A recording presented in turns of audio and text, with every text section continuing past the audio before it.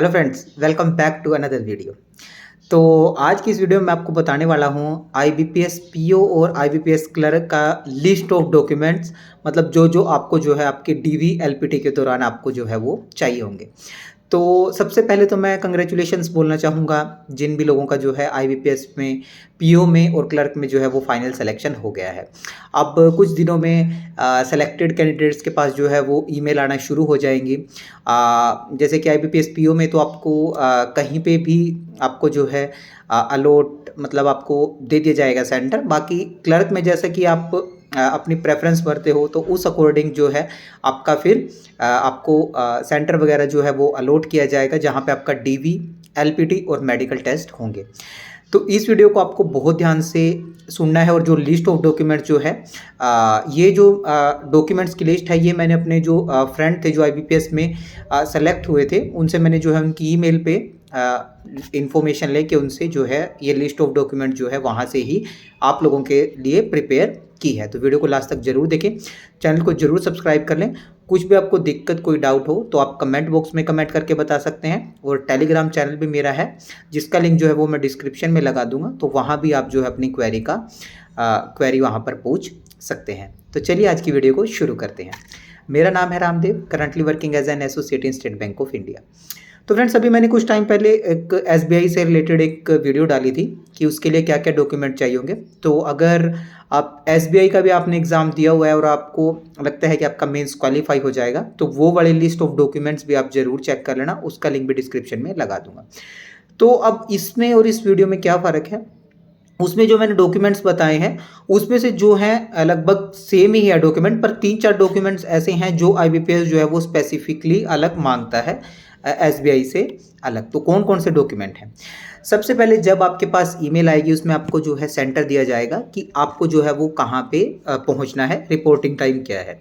उसके अंदर ईमेल के अंदर आपकी एक अटैचमेंट होगी जिसमें आपको जो है आपका सेंटर वगैरह या और भी कुछ इन्फॉर्मेशन आपको दी होगी, वो आपको वहाँ पर लेके जानी होगी, ऐसा ईमेल में मेंशन होता है। उसके बाद सबसे पहले देखिए, जैसे कि उन्होंने बोला है कि लेटर अटैच, जो भी लेटर आपका जो है अटैचमेंट में दिया गया है उसकी आपको वहाँ पर फोटोकॉपी निकाल के साथ में लेके जानी है। सबसे पहले अब उन्होंने बोला है 2 रेफरीज के जो है वो उनको चाहिए होंगे, मतलब 2 रेफरीज उनको चाहिए होंगे with address proof with pin code. अब ये रेफरी क्या होते हैं? रेफरी मतलब होते हैं कि जो आपके ब्लड रिलेशन में से नहीं है, आपके रिश्तेदार नहीं है, मतलब जिस भी सोसाइटी वगैरह में आप रहते हो वहाँ से आप जो है बायोडाटा फॉर्म वगैरह में जब रेफरी का जो नाम आता है वहाँ पर आप उन दोनों लोगों के नाम लिख सकते हो। मतलब जो आपके ब्लड रिलेशन में से ना हो और आपके आसपास रहते हो, मतलब आपके बारे में वो जानते हो, तो आप किसी भी 2 लोगों का आपके पड़ोस में से उनका जो है नाम वगैरह लिख के, एड्रेस वगैरह लिख के वो आपको वहाँ पर ले जाना होगा। देन उसके बाद उन्होंने स्पेसिफिकली बोला है कैरेक्टर सर्टिफिकेट 3, एक आपका जो है आपका लास्ट जो आपने स्कूल कॉलेज उन्होंने मेंशन किया है कि आपका जो लास्ट कॉलेज आपने अटेंड किया है वहाँ से आपको बनाना है एक सर्टिफिकेट, और 2 सर्टिफिकेट आपको गेजेटेड ऑफिसर या फिर आपका ब्रांच ऑफिशियल से आप बनवा सकते हो, ठीक है।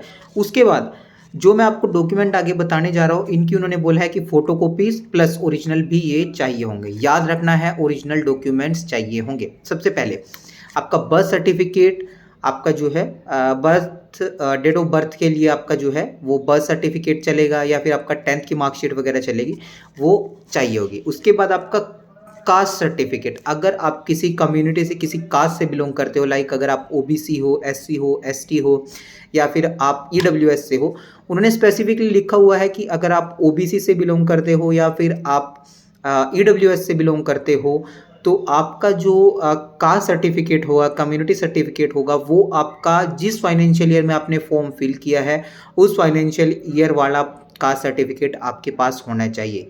मतलब अगर आपने जो है वो फॉर्म फिल किया था लास्ट ईयर, तो आपके पास जो है 1 अप्रैल 2023 से लेके 31 मार्च 2024 का जो है फाइनेंशियल ईयर का कास्ट सर्टिफिकेट, कम्युनिटी सर्टिफिकेट आपके पास होना चाहिए। आप उसको जो है रिन्यू करा के अभी लेटेस्ट ले जा सकते हो, पर पिछला जो फाइनेंशियल ईयर का है वो आपको ज़रूर लेके जाना है, ये उन्होंने मेंशन किया है। दूसरी बात, ओबीसी जो कास्ट से बिलोंग करते हैं उनके लिए उन्होंने बोला है कि आपका जो है आप नॉन क्रीमी लेयर में होने चाहिए। अगर आप क्रीमी लेयर में बिलोंग करते हो तो आपको जो है ओबीसी का कोई भी वहाँ पे रिज़र्व जो है आपका रिज़र्वेशन मतलब होता है जो, वो आपको उसका जो है बेनिफिट नहीं मिलेंगे, ठीक है। उसके बाद आपका कास्ट सर्टिफिकेट जैसा मैंने बताया, उसके बाद आपका पैन कार्ड भी मैंडेटरी है एसबीआई के डॉक्यूमेंट्स में भी और इसमें भी। उसके बाद आपका कोई भी आईडी प्रूफ लाइक आपका आधार कार्ड या फिर आपका वोटर आईडी।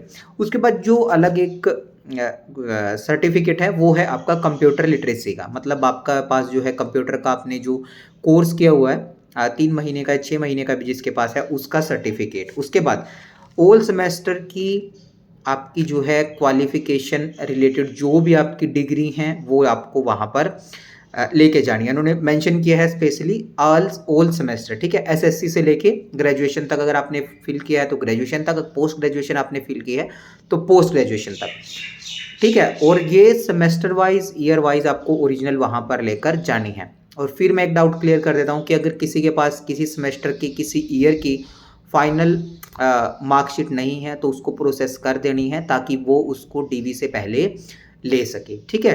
उसके बाद उन्होंने मेंशन किया है SSC, HSSC and degree certificate in original, मतलब आपका 10th का, आपका 12th का या फिर आपने डिप्लोमा वगैरह किया है तो उसका, और आपका ग्रेजुएशन का डिग्री सर्टिफिकेट, मतलब आप बोल सकते हो कन्वोकेशन जब होती है उसके बाद आपको जो सर्टिफिकेट मिलता है डिग्री का वो सर्टिफिकेट भी वहाँ पर चाहिए होगा। उसके बाद 8 रिसेंट फोटोग्राफ्स उन्होंने मांगी है, और फोटोग्राफ भी वो हैं जो आपने एप्लीकेशन फॉर्म में या फिर एडमिट कार्ड में आपने अटैच की थी, वो सेम 8 फोटोग्राफ उन्होंने बोला है। उसके बाद आपका अलॉटमेंट लेटर, जैसे कि आपका अलॉटमेंट लेटर जो होता है वो आपको लेके जाना है। उसके बाद अगर आप वर्किंग कैंडिडेट हो तो एनओसी आपको वहाँ पर लेके जानी होगी, और अगर कोई जैसे कि आपका एक्स सर्विसमैन है तो उसका जो डिस्चार्ज सर्टिफिकेट वगैरह जो होता है वो वहाँ पर लेके जाना है।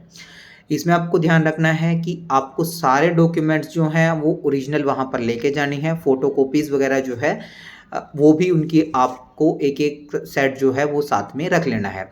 और आपका जो लिस्ट ऑफ मतलब जो आपका लेटर अटैच होगा आपकी ईमेल में, उसमें और भी कुछ जो है लिखे होंगे कि आपको कितनी कॉपीज़ वहाँ पर लेकर आनी है, और बायोडाटा फॉर्म आपको बायोडाटा फॉर्म की कितनी कॉपीज़ वगैरह लेके आनी है, तो वो आपका जो है स्पेसिफिकली उस लेटर में आपका अटैच किया होगा, ठीक है। तो बस ये कुछ लिस्ट ऑफ डॉक्यूमेंट्स थे कि अगर आपके पास लिस्ट ऑफ ये डॉक्यूमेंट्स नहीं है तो आप इनको जो है अभी प्रिपेयर करवा सकते हो, अरेंज कर सकते हो, ताकि आपको आपके आईबीपीएस पीओ और क्लर्क के जो है डीवी के दौरान आपको कोई दिक्कत ना आए। और एलपीटी के लिए भी आपको अच्छी तरह प्रिपेयर कर लेना है, क्योंकि जिससे मेरी बात हुई है उसने खुद बोला है कि उसको 2 से 3 बार 2 बार एक 2 बार उसको जो है रिजेक्ट कर दिया गया था एलपीटी में, तो फाइनली फिर उसने तीसरी बार जो है वो क्वालिफाई किया था उसका एलपीटी। तो एलपीटी भी इसमें थोड़ा स्ट्रिक्ट होने वाला है, तो अपना एलपीटी का भी अच्छी तरह से प्रिपरेशन कर ले। तो आज की वीडियो में इतना ही, और thanks for watching. Subscribe the channel for more updates. Have a nice day.